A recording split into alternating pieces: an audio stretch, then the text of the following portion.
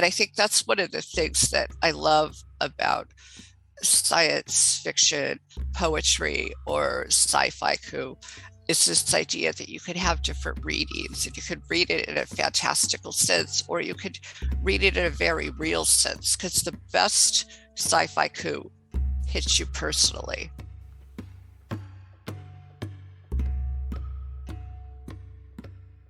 Hello, my name is Patricia, and I'd like to welcome you to episode 7 of the 5th series of the Haiku Pea podcast. Today, I'm very pleased to be welcoming Deborah P Kolodji to the podcast for what's becoming her annual workshop presentation. This time, it's Scifiku.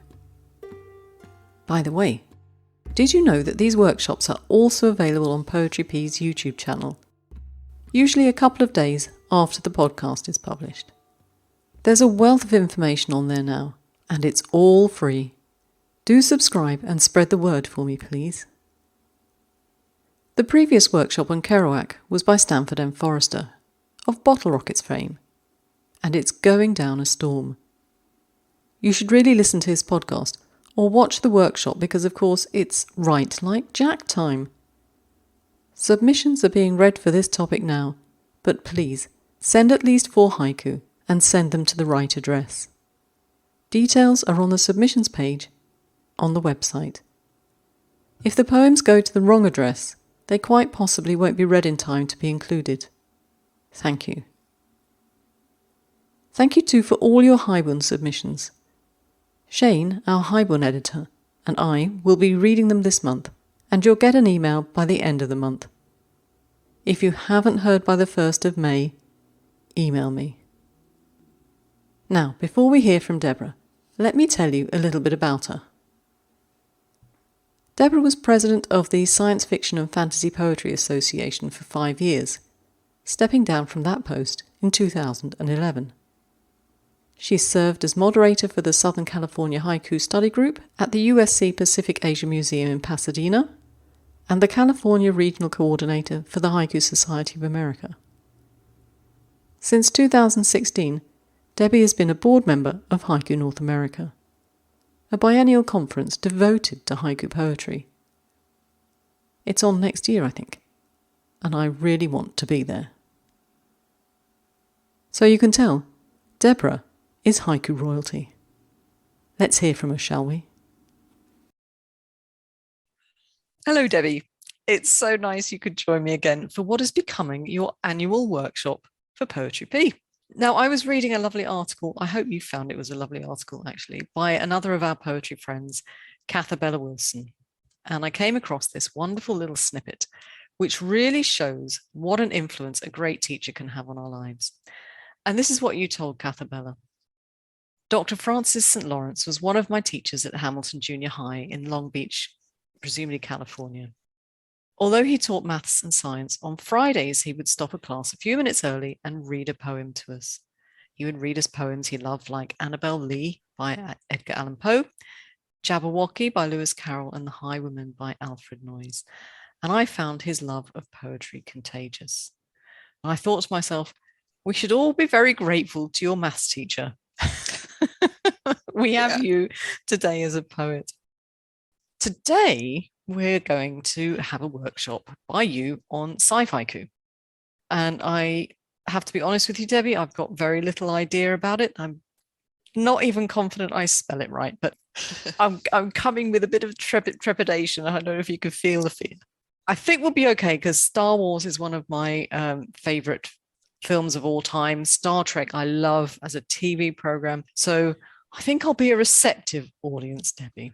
But before we start off, why don't you tell us how you got interested in Scifiku? Well, I've always liked science fiction. Like, I was a big Star Trek fan. I like Star Wars. I have a son named Kirk. It's just, I really always loved imagining the universe, and I loved reading about science. I studied science.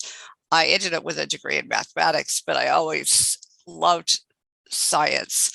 And so my early poetry was often about the stars, or when the Voyager landed in Mars when I was a teenager. And so I was writing a lot of speculative work. And when I discovered haiku, of course, it seemed natural to write science fiction haiku or scifiku, as it's called. Some people call it speculative haiku. So it also encompasses fantasy and horror. And I just like to think of it as sort of a what if scenario kind of haiku. And I find that sometimes you can say more with a scifiku and make it more real. You know, when I did my presentation on exaggerated perspectives, I talked about a poem by Kendall Evans, which is a scifiku, which is what if a dog could run free on the moon? And I'm imagining Kendall's dog in Norwalk, California, in the house. You have to stay in the yard. You can't go free in a city when you're a dog. But if you said, what if a dog could run free in the forest? Well, that doesn't give the whole sense of impossibility of this poor dog, confined. If you say, what if you could run free on the moon? You see the vastness of this empty planet that the dog can run all over. Not that there's much for the dog to sniff or anything, but it conveys that sense of truth, the real truth. And that's what I really love about Scifiku. Debbie, that reminds me, you're going to be one of the judges for the submissions when they come in. Right. Do you really want people to stick to Scifiku, or do you want to widen it to speculative so it takes in the fantasy and the horror as well? I a lot of times it's sort of like in a bookstore. The science fiction section in a bookstore often has horror and fantasy in it. So I really would like to see science fiction, fantasy, horror, and science, like step, just astronomy, or exploration of our NASA missions. I mean, or Camelot or whatever.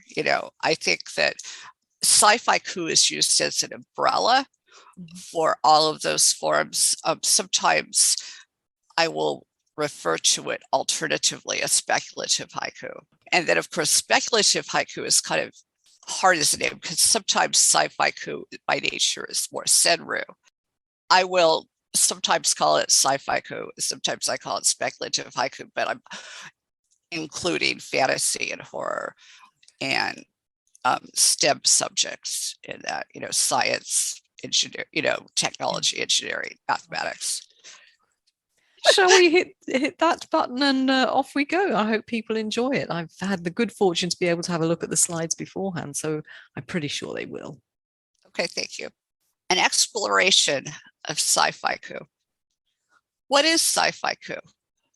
As we were discussing earlier, Scifiku is also known as speculative haiku and is a form of speculative poetry. And speculative poetry has several themes: science fiction, fantasy, horror, and STEM, science, technology, engineering, mathematics. And it also is poetry, in my mind, the way I like to describe it, is poetry that explores what if scenarios. And here are a few examples of science fiction.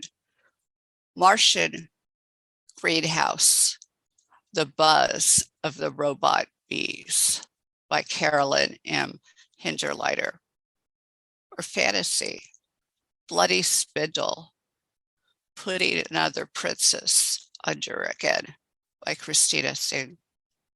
Or horror, Unfaithful Husband, A Toast to the Flesh-Eating Virus in His Drink by Kevin Durant.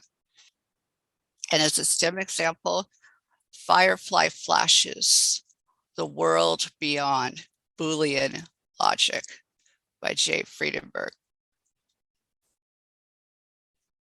So if we want to think about what if scenarios, what if you visited Camelot? What would you see? Moving line of ants, the sword in the stone remains still. What if you had a time machine? Time travel dating, a rejected lover never leaves, by Leroy Garman. What if an asteroid hit the Earth? First snowfall after the asteroid. No footprints, by Ann K. Schwader. What if we sent criminals to the moon? Lunar prison after lights out, a transport's contrail, by Joshua Gage. A haiku should present the truth as if it were fiction. This is a quote I used in my exaggerated perspectives talk last year. It was from Yatsuka Ishihara at a conference in Chicago in 1995. And the idea is that the truth, that fiction can sometimes tell the truth more so than the actual occasion. And here are just a few examples. Time travel dining, a good meal is worth repeating. And, I decided to think about Thanksgiving dinner, but it could be a restaurant, a meal that you like so much that you're going to travel back in time to read it again. So, there's a truth in that goes beyond the fantastical nature of time travel dining. Used spaceship lot. Dealer rolls back an odometer 800 million miles, by John J. Dunphy. A lot of is said about used car salesmen and changing odometers, but by placing it on a used spaceship lot, it drives the point home so much more. In-laws at the door. Those panicked moments before I shapeshift, by Julie Bloss Kelsey. And here, if Julie would have said in-laws at the door, those panic moments before I get dressed, or those panic moments before I put on my makeup, or those, but this idea of shape shifting, there's a reality and a truth there that comes across with more emphasis than if you would have used another way of getting ready for those in-laws. Absolute zero. You couldn't have been any colder. Susan Birch. Absolute zero is, of course, the utter coldest it could possibly be in a thermodynamic state, the lowest point of energy. And in fact, it might even be impossible to truly reach absolute zero. But the bottom line is that and a person could never reach absolute zero because your cells would freeze and become ice crystals. But there's something about, if Susan would have said 32 degrees, you couldn't have been any colder, or 0 degrees, or negative 25 degrees, you couldn't have been any colder. And of course, I'm thinking Fahrenheit for those that are in other parts of the world. But yet, by using absolute zero, you really have a sense that this guy is really cold. This person is really, really cold. And so the truth of it comes out more so than if you had written just a normal haiku. Science fiction writing at its best examines a current problem through the lens of an imagined society. Science fiction haiku can crystallize the essence of a real moment through an imagined landscape or situation. Weightless, I Struggle with My Tie, by Tom Brink. A lot could be written about struggling with a tie and getting it tied right? But by doing this in 0G, it just makes it more amplified. Here's one of mine. The tug of a black hole, this isolation. you could read this in a couple different ways. You could look at it and say, oh, this is a pandemic poem written in the pandemic, with the isolation and the tug of a black hole is sort of a metaphor for that sense of isolation. Or you could read it as a poem about illness, a poem about a family separation, a poem about divorce, um, anything that would make you feel isolated. Or you could actually read it literally as a science fiction story of being in a spaceship going in the isolation you would feel as that spaceship is tugged into the black hole. And I think that's one of the things that I love about science fiction, poetry, or Scifiku is this idea that you could have different readings and you could read it in a fantastical sense, or you could read it in a very real sense, because the best Scifiku hits you personally. Green Moonlight. The Engineer Weeps over a Letter from Home by Joshua Gage. And again, this one is very close to being real, but the only thing that's a little odd is you have green moonlight. So now you're in a strange place, a strange planet. But yet that also makes you feel that you're farther away from home. And so I think it intensifies the emotion of receiving that letter from home than if it had simply been, someplace on the other part of the world. Planet Voltec, Every Snowflake the Same by Michael Dylan Welsh. And here, there's a lot that's been written about snowflakes falling, and usually they're all different, but yet on this other planet, they're all the same. And there's something about that it just allows you to examine snowflakes more closely, I think. I also want to discuss the pitfalls, the potential pitfalls when writing sci-fi, and there's a couple.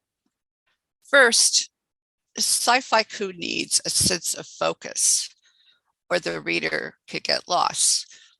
Now, this is true for any kind of haiku, really, but for science fiction haiku or fantasy haiku, you could get really lost. Folding upon himself, lost in time travel, dilemmas.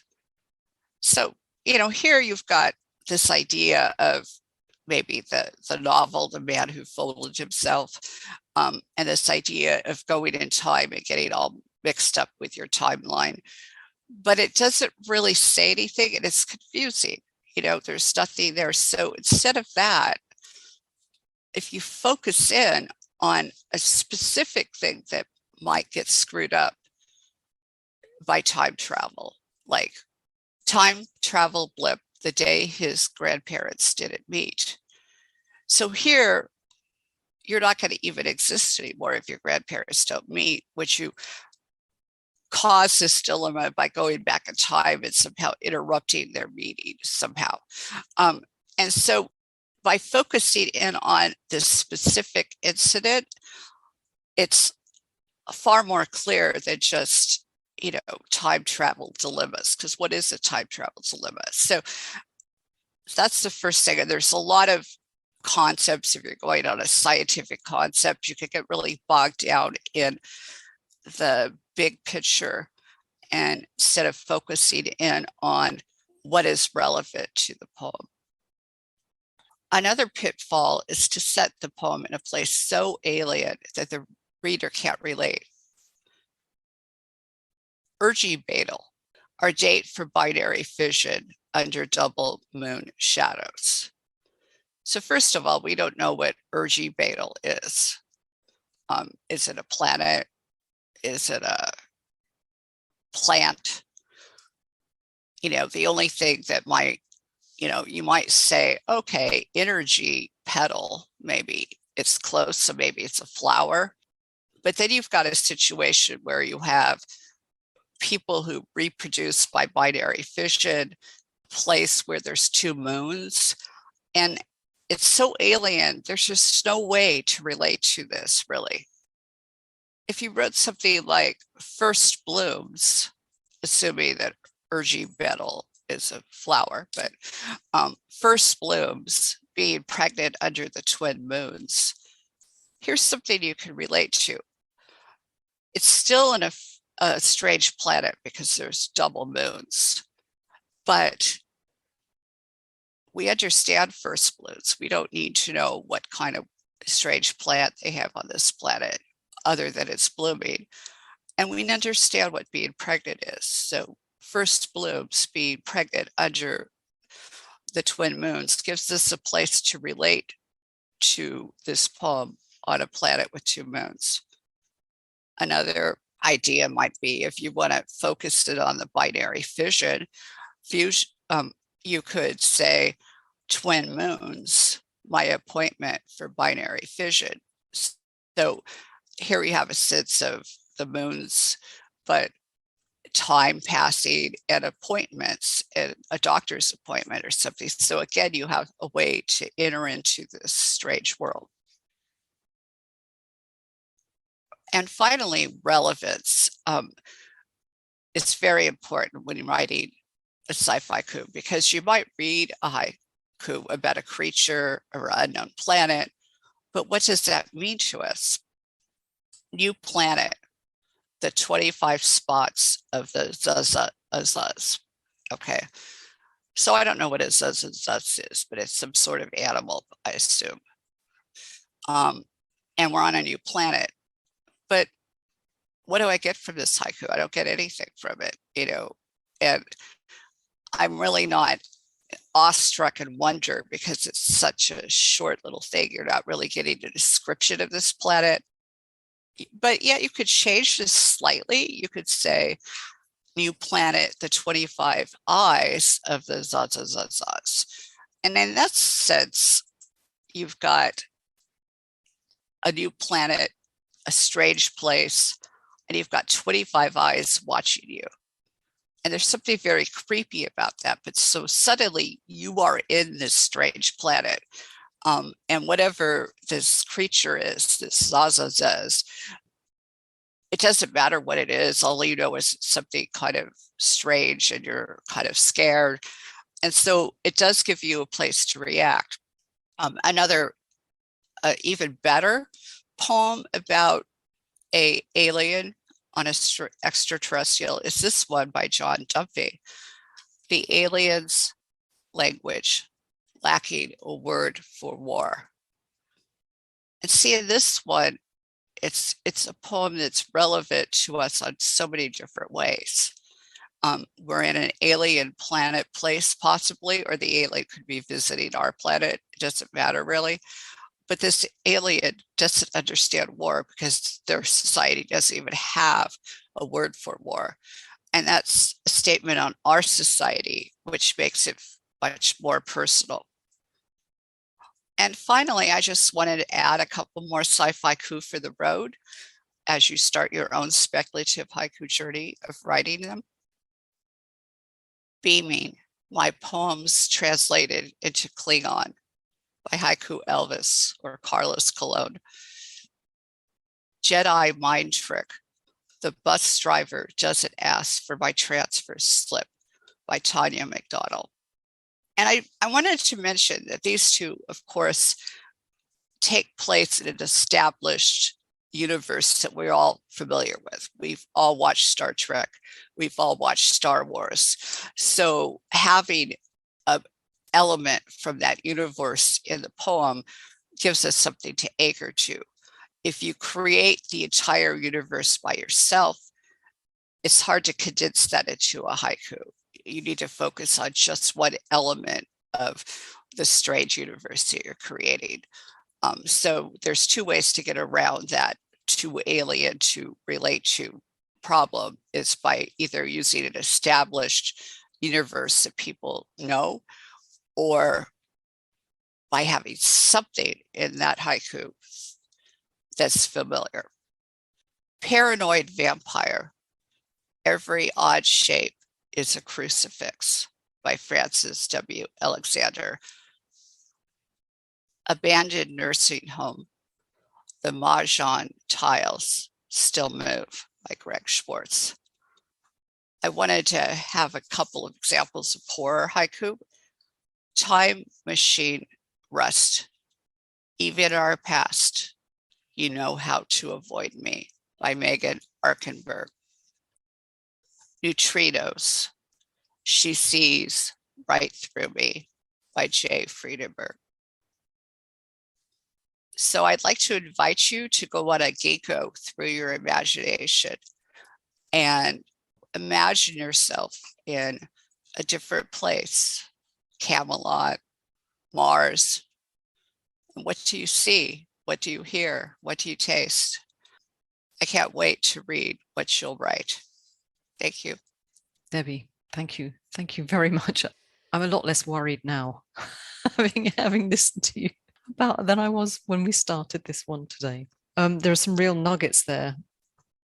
There was one thing that I really appreciate. Well, there was a lot of things I appreciated, but the one thing that as an editor I really appreciated hearing you say was that Scifiku needs a sense of focus, or the reader may get lost.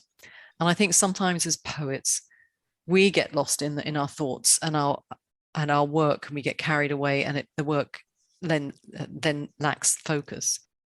Because you're coming back as a judge, and at least one of the poets mentioned in your presentation is going to be judging with you, I just wanted to highlight a couple of things, or a few things, so that when people are writing them, they write knowing that you're going to be reading, and hopefully you'll be able to see that they've listened to what you've been saying in the presentation. So yes, the work needs a sense of purpose. Work should be relatable, and I think you had some great examples there. Julie Bloss Kelsey's poem about the in-laws coming and shape-shifting. How true and relatable was that? It really was fantastic. And you also said your work should be relevant, and you quoted a poem by John J. Dunphy, was it? Yeah, John J. Dunphy, yeah. Yeah, about the alien not having a word for war.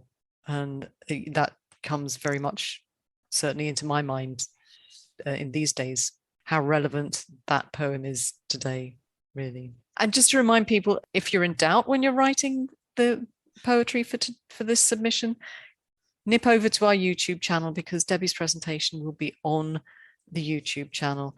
And of course, the podcast you can listen to as well. Presentation will be in the show notes, so you can go ahead and read it in your own time and assimilate it. So Debbie, thank you so much for coming on the podcast again today. I can't wait to see you again for the judging and hear what you have to say about the pieces that have been submitted. And let's hope next year we get another Debbie P presentation. Can't wait to see what you're thinking of doing for us next year. Thanks, Debbie. Thank you so much for having me. I love talking about Scifiku. It was great, and I've learned such a lot. And like I said, I really not as frightened as I was at the beginning. So thank you. That was great, wasn't it? Thanks, Debbie. After I recorded it, I went off and I wrote so many coup. Now I have to edit them, and will probably find that the number of brilliant coup I thought I had written will be reduced considerably. C'est la vie. Debbie will be back alongside some pretty discerning judges to decide on the judge's choice and honourable mentions for the Scifiku topic. Don't forget, sci-fi, fantasy, horror and science haiku and senryu will be accepted. I'm looking forward to reading them. But this month, your priority is writing like Jack Kerouac. And your deadline is the 15th of April. I've written mine, but I'm not so sure about the final line yet. Thank you for all the coffees you buy the podcast. It's so useful, and now that there are 2 podcasts running, life has got a little bit more expensive. So I'm grateful for any help you can give. And if you haven't listened to our new podcast, Poetry Pea Readings, do go along to the website and give it a try. It's getting rave reviews, mostly because Kristin Lindquist is a star. Do write and let me know what you thought of today's podcast or Poetry Pea Readings, and I'll pass your comments back to Debbie and Kristen. I've loved having your company today. Do come back again in a couple of weeks and hear a plethora of wonderfully punctuated poems. Till then, keep writing. Do let me know if there's something missing from the show notes, and I'll put it right. Ciao!